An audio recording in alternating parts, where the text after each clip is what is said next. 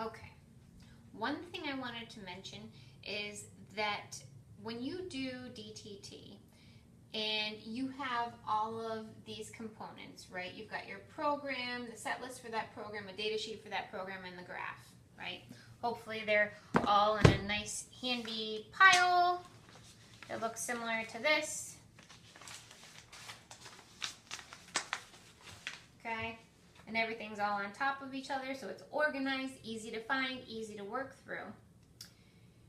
The person who's managing your case might also have all of the programs located in one simple and easy to use binder. Okay? And within that binder, they would also have probably a copy of their most recent updated assessment, so that they can use this and your program sheets. So as they go through one of these programs, they can say, yep, this is done. And then they go through here and then they color in that little block and they say, okay, that's done, what's next? And they know exactly which program sheet to pull next, and then to also add into your book to work with. Okay? So within the book, I found it really handy. Here's an example. To have programs identified according to the different developmental ranges, okay? And tabs that correspond to those areas of development. So if your learner had this program, for example, in their book, Matching Pictures to Objects, code B6, okay? Remember, this is a visual performance program. So the tab would be Visual Performance, or VP. And then you would open that up, and then you would have this program along with any other visual performance programs in there, okay? But then it would also have this code B6.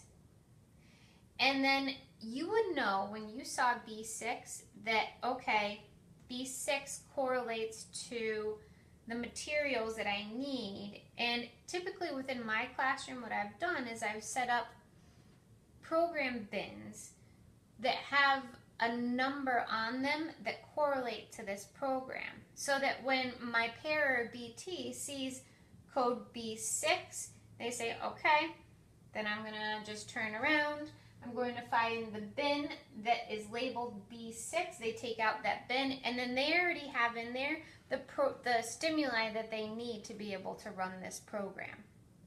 Which is wonderful, because as you know, when you're getting prepared for DTT, you need to have everything all set and ready to go, because your learner is not going to just sit there and patiently wait, right? You need to have a lot of things in preparation.